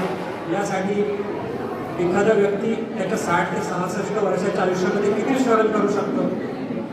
म्हणजे असं कुठलं ऐकलंय का तुम्ही की एखाद्या जगातला कुठला नेता आहे, एखादा व्यक्ती आहे की ज्याचं आयुष्य इतकं स्ट्रेसफुल, इतकं स्ट्रगलनी गेलंय, क्वचितच कोणी सापडणार नाही आपल्याला. हे सगळं बाबासाहेबांचं आयुष्याबद्दलचं झालं. आता एक 21व्या शतकातील तरुण म्हणून मी बाबासाहेबांकडे कसं बघतो, तो बाबासाहेबांच्या आयुष्यावरून आपण काय शिकायला पाहिजे. तर मला असं वाटतं की सगळ्यात महत्त्वाचं बाबासाहेबांच्या आयुष्यातला फॅक्टर होता की तो शिक्षण होता. बाबासाहेबांनी जवळपास 30 ते 32 डिग्र्या घेतलेल्या होत्या. जगातल्या सगळ्या टॉपच्या विद्यापीठातल्या डिग्र्या बाबासाहेबांनी घेतलेल्या होत्या. तर आपलं कर्तव्य आहे की आपण जास्तीत जास्त शिक्षण घेतलं पाहिजे, नवीन नवीन गोष्टी शिकल्या पाहिजे. बाबासाहेबांनी फक्त स्वतःची पुस्तकं व्यवस्थित ठेवतावीत यासाठी मुंबईमध्ये राजगृह बांधलं. ते जगाच्या इतिहासातला एकमेव असा व्यक्ती होते बाबासाहेब की ज्यांनी स्वतःची पुस्तकं चांगल्या पद्धतीने ठेवता यावीत म्हणून एक घर बांधलेलं होतं. तर आपल्या सगळ्यांचं कर्तव्य आहे की आपण आपल्या घरी एक छोटीशी लायब्ररी का होईना एक आपण उभारू शकतो, त्याच्यात नवीन नवीन पुस्तकं ठेवू शकतो. आपल्या येणाऱ्या जनरेशनला बाबासाहेबांचा संघर्ष समजावून सांगू शकतो, त्यांना वाचायला देऊ शकतो आणि त्यांचं आपल्या फील्डमध्ये किंवा इतर कुठल्याही फील्डमध्ये आपलं नॉलेज कसं वाढवता येईल याचा प्रयत्न करणं फार गरजेचं आहे. नंतर तिसरी गोष्ट बाबासाहेबांचं फॅशन स्टेटमेंट, म्हणजे हा शब्द कधी ऐकलं नसेल तुम्ही, पण तुम्ही कधी बघा बाबासाहेबांचा फोटो बघा, बाबासाहेबांचा पोशाख बघा. बाबासाहेबांनी इतकं टॉप टिप क्लीन शेव, म्हणजे बाबासाहेब त्या काही युरोपमधून आणलेल्या चष्म्याच्या फ्रेम्स वापरायच्या. बाबासाहेबांकडे शेकडो देश विदेशातले पेन असायचे. बाबासाहेबांकडे असं वाचण्यात आले की त्यांच्याकडे 200 ब्लेझर्स आणि सूट्स होते आणि वेगवेगळ्या प्रकारचे त्यांच्याकडे गुजराती असेल, सगळ्या त्या राज्यातल्या जे काही प्रमुख पोशाख होते तसे कपडे बाबासाहेब वापरायचे. की बाबासाहेबांनी इतकं टॉप टिप राहणारं, स्टँडर्ड राहणारं व्यक्तिमत्व कोणीच नव्हतं त्या काळी. म्हणजे 100 वर्षापूर्वी बाबासाहेब असे राहायचं. तर आपली जबाबदारी की आपण पण तसंच राहिलं पाहिजे, की आपलं राहणं, आपलं बोलणं किंवा आपलं इतरांची वागणूक ही अशी असली पाहिजे की प्रत्येकाने म्हटलं पाहिजे की अरे हा बाबासाहेबांचा चांगला असू शकतो. याचं बोलणं, याचं वागणं म्हणजे इतरांशी ज्या समानतेने आपण वागू शकतो. आपल्याकडे बघून प्रत्येकाने हेच म्हटलं पाहिजे की अरे हा व्यक्ती, त्याचे विचार, याचं राहणीमान, याचं बोलणं हे इतकं भव्य असं कशामुळे ते फक्त बाबासाहेबांमुळेच होऊ शकतं. तर तेवढे बोलून मी माझे 2 शब्द संपवतो. धन्यवाद. फुले कबीर शाह, फुले कबीर शाह, इनका पहले नाम लेता हूँ. तथागत गौतम बुद्ध को दिल से प्रणाम करता हूँ. हमारे दलितों के नेता प्यारे भीम जी, इन पर जान निछावर करता हूँ. और सभी बैठे हुए मेरे बहन और भाई को हाथ जोड़कर जय भीम करता हूँ. जय भीम. संगीत की दुनिया में सिर्फ 7 सूर है, 7 समंदर पार मेरे भीम का नाम मशहूर है। साजो लगाया भीम ने सारे खो गए, ग से ज्ञान पाकर हम सब नेक हो गए। म से मिली ममता, प से पंचशिला मिली है, ध से धम्म बुद्ध का और नी से ये दुनिया नीली नीली है। भीमा तुझ्या गुरूंचा आश्रम इथेच आहे, वाली उभ्या जगाचा गौतम इथेच आहे। हे भीमं शरणं आहे तर ते पंचशील आहे, जगताशी तारणारे उत्तर इथेच आहे। बुद्धा समान माझा तो ज्योती कबीर आहे, बुद्धा समान माझा तो ज्योती कबीर आहे। साऱ्या तुझ्या गुरूंचा संगम इथेच आहे, साऱ्याच शाहिरांच्या अवताली भवताली वामन तुझ्या गीतांचा उगम इथेच आहे। तथागत गौतम बुद्ध परमपूज्य डॉक्टर बाबासाहेब आंबेडकर यांच्या प्रतिमेंना अभिवादन करून आज आपण छत्रपती शिवाजी महाराज, महात्मा फुले, डॉक्टर बाबासाहेब आंबेडकर यांची संयुक्तरित्या जयंती साजरी करतोय।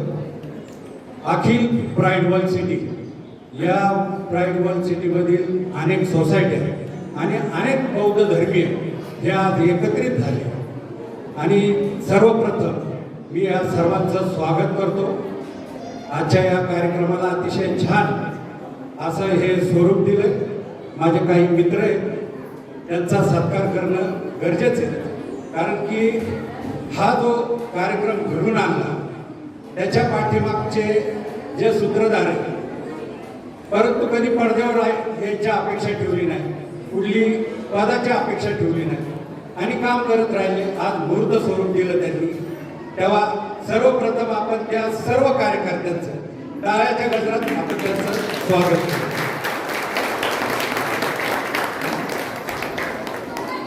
मित्रांनो, अनेक लोकांनी आपण विविध क्षेत्रातून विविध ठिकाणावर राहत होतो, तिथून इथं आलो, आपले वेगवेगळे अनुभव आपण इथं कथन केले। माझ्या माहितीप्रमाणे प्राईड वर्ल्ड सिटीमध्ये येणारा जो राहणारा माणूस आहे हा कमीत कमी कसं आहे की हा ह्याची बौद्धिक क्षमता थोडीशी उंचावलेली असेल, म्हणून तो थोडासा इथली परिसर लक्षात घेऊन आपण या विचाराशी, बाबासाहेबांच्या विचाराशी एकनिष्ठ राहून पुढचं कार्य करायचंय। मी नेहमी वेळोवेळी जेव्हा असा हा विचार आला की आपल्याला बौद्ध धर्मीयांना एकत्रित यायचं आणि इथं चांगलं काहीतरी घडून दाखवायचं, तेव्हा आपण अनेक सोसायट्यांमध्ये बघता की वेगवेगळी मंदिरे आहेत। मी आपल्या सर्वांना सांगू इच्छितो, आज इथं 150 लोक दिसत आहेत, आपले 300 ते 400 लोक नक्कीच असणार आहे। आपण एक बिल्डरला प्रस्ताव देऊ की आम्हाला एक 4-5 गुंठ्याची जागा दे, त्याच्यामध्ये एक विहार बांध आणि आमचं स्वतंत्र आम्हाला असा एक प्रस्ताव आजच्या या आणि माझ्या माहितीप्रमाणे की हा प्रस्ताव बिल्डर स्वीकारतील। माझा अनेक वर्षाचा त्यांच्याशी संपर्क आहे। आजच्या या आपल्या या कार्यक्रमाच्या माध्यमातून त्यांनी आपल्याला बऱ्यापैकी सहकार्य केले। रस्कर आले होते आता या ठिकाणी, ते इथं नाही येत आता, परंतु त्यांचंही खास अभिनंदन। पहिलाच कार्यक्रम आहे आपल्याला, त्यांनी भरभरून आपल्याला सहकार्य केलं, त्याचंही अभिनंदन करतो। त्याचप्रमाणे हे पुतळे दिसतात, माझे एक मित्र आहेत, त्यांनी आपल्याला चांगल्या पद्धतीनं सहकार्य केले, यांचं कौतुक होणं गरजेचं आहे. तेही या ठिकाणी आता अतुल्य आला होता. मी या सोसायटीचा कार्यकारी सदस्य आहे. पूर्वी अनेक जाती धर्माच्या लोकांनी हा हॉल मागितला होता, परंतु त्यांनी द्यायला नकार दिला होता. मी त्याच्याकडे हा हॉल मागायला गेलो नाही. फक्त आपल्याकडे आपल्या संघामध्ये विचार आला की मोठा हॉल पाहिजे. मी त्यांना कळत न कळत की इथं 2-4 कार्यक्रम माझे घरगुती घेतलेले, सांगितलं होतं की लॉंग आयलंडचा हॉल इतर सोसायट्यांपेक्षा मोठा आहे. तेव्हा आपल्या काही कमिटी मेंबरनी येऊन बघून घेतलं. अतुल्यांनी पहिलं हो नो असं सांगितलं होतं, परंतु नंतर माझ्याकडून त्याला प्रस्ताव केला. तेव्हा थोडंसं त्यांनी विचार केला, कमिटीच्या लोकांना विचार केला आणि आपल्याला पॉझिटिव्हली या ठिकाणी हा कार्यक्रम घडवून आणण्यासाठी त्यांनी प्रयत्न केले. त्यांनी आपल्याला शब्दही दिला, इथून पुढच्या कार्यक्रमाला मी तुम्हाला हा हॉल निर्माण करून देईन. तेव्हा त्यांचा आपण साहित्य करणार अभिनंदन करतो. बाबासाहेबांचे विचार आपण सर्व विद्वान आहात, शिकलेले आहात, हे सर्वांना माहिती आहे. येणारा काळ हा पुढच्या जनरेशनसाठी कसा असणार. आपण बघताय शासन दरबारी नोकऱ्या कमी करत चालल्या आणि प्रायव्हेट लोकांना प्रोत्साहन देत राहिले. आपल्या समाजाची विद्यार्थी हे शिकत राहतात 25-30 वर्ष, नंतर नोकऱ्या शोधण्याच्या मार्गात जातात आणि त्याच्यानंतर त्यांचं नोकऱ्या मिळो नाही मिळो कुठं सगळ्या गणित चुकत जातात. तेव्हा मी आपल्यासमोर काही गोष्टी लक्षात आणून देतो की इतर समाजाची लोक हे शासनाची वाट बघत नाही, आपल्या समाजातूनच उठाव करतात, आपलेच व्यवसाय उभे करतात, त्याच्यातून पुढं आणतात आणि त्यांचा उदरनिर्वाह करतात. या ठिकाणी सांगायचं तात्पर्य इतकंच आहे की येणाऱ्या जनरेशनसाठी आपल्याला काम करायचं. दरबार किसका लगा है? किसका दरबार लगा है? वो नीले कोट का अफसर नहीं, अफसरों का भी बाप है. वो नीले कोट का अफसर नहीं, अफसरों का भी बाप है. अखंड हिंदुस्तान का सूत्र जिसने लिखा अपने आप है, उसकी कलम की एहसान से भरते हजारों पेट है. अदब से नाम लो उनका, वो भारत रत्न आंबेडकर है. ज्या काळामध्ये अंधश्रद्धा, अहिंसा आणि अत्याचाराचा प्रचंड प्रमाणात स्फोट मारला होता, त्या काळामध्ये स्वतःचा क्षणिक आणि भौतिक सुखांची आहुती देऊन संपूर्ण जगाला, संपूर्ण विश्वाला शांतीचा महान संदेश देणारे महाकारुणिक तथागत गौतम बुद्ध. अरे कसा होता तो काळ, अरे कसा होता तो काळ ज्या काळामध्ये शूद्रांची अवस्था ही किड्या मुंग्यांपेक्षाही बेकार असताना त्या समाज व्यवस्थेला बदलण्यासाठी जन्माला आलेली ती दिव्यज्योत म्हणजे स्वतंत्र भारताचे पहिले कायदेमंत्री, भारतीय संविधानाचे शिल्पकार, विश्वरत्न, देशरत्न, भारतरत्न, परमपूज्य बोधिसत्व डॉक्टर बाबासाहेब आंबेडकर.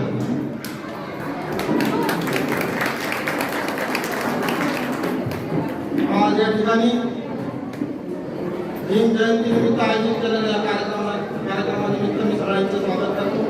मला माहिती खूप खुशी झालेला आहे, सगळ्यांना भूक लागलेली आहे, पण बाबासाहेबांनी 4 लेकरं गमावली आपल्याला इथं आणण्यासाठी, तर आपण थोडी भूक कंट्रोल करू शकतो. पण मी माझं मनोगत थोडक्यातच उरकणार आहे आणि मी तुमचा प्रेशर सेव्ह करणार नाही. तर बाबासाहेब हे खरंच क्रांतिकारक होते. तर त्यांची क्रांती म्हणजे पहिली क्रांती जी होती 14 काळाचा सत्याग्रह.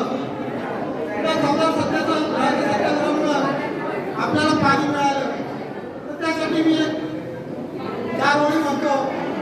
सबक लिया है मैंने माता रमाई की कहानी से, सबक लिया है मैंने माता रमाई की कहानी से और बाबा साहब की जिंदगानी से. कल हमको कतरे कतरे के लिए रुलाया था, आज हम हाथ भी धोते हैं तो बिस्लरी के पानी से.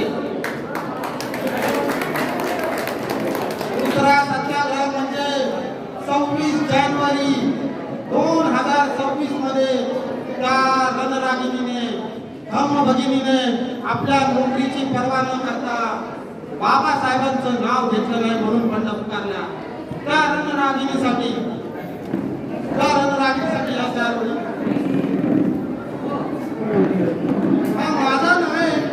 हा माझा नव्हे तिचा सत्कार आहे. हा माझा नव्हे तिचा सत्कार आहे आणि भीमामुळेच आपल्या सर्वांच्या गळ्यात पुष्पहार आहे. आणि आपण घातलेल्या हजारो रुपयांच्या कपड्यावर माझ्या माता रमाईच्या वाटलेल्या लुगड्यांचे उपकार आहे. तिसरं सत्याग्रह, तिसरी क्रांती म्हणजे औरंगाबादची मराठवाडा विद्यापीठाच्या नामांतराच्या संदर्भामध्ये बऱ्याच लोकांनी प्रस्ताव करून नामांतरासाठी झगडले होते आणि एका महानेत्यात म्हटलं होतं, तुम्हाला कशाला पाहिजे विद्यापीठ, जर तुमच्या घरात नाही पीठ तुम्हाला कशाला पाहिजे विद्यापीठ. त्यांच्यासाठी ही कविता 4 ओळी. हमारी कौम इसी क्रांति के जिद पर अड़ी है. हमारी कौम भी इसी क्रांति के जिद पर अड़ी है. हमारी जुबान पत्थर के लकीर से बड़ी है. कल हमारे बाप को तुमने उतारा था बैलगाड़ी से, आज हमारे हर एक के आंगन में 4 व्हीलर खड़ी है. चौथा सत्याग्रह म्हणजे खूप मनाला लागणारा आहे. बौद्ध गया आपलं अस्तित्व मिटवण्याचा प्रयत्न चाललेला आहे आणि आपण इथं सुखावलेलो आहे. खूप दुःखाची गोष्ट आहे. बौद्ध गयाला जो सत्याग्रह चालला आहे, मी त्याच्याबद्दल जास्त विस्तारात बोलणार नाही, पण त्याच्याबद्दल ही 4 ओळी. भीम वालो जंग के लिए तैयार हो जा तू. भीम वालो जंग के लिए तैयार हो जा तू. सिद्धनाथ की भारी तलवार हो जा तू. दुश्मन अगर जुल्म ढा रहा है गुजरात बनकर, बौद्ध गया दिखाकर उनको बिहार हो जा तू. एवढं बोलूनच मी माझ्या इथेच थांबवतो. धन्यवाद. जय भीम, जय संविधान, जय शिवराय.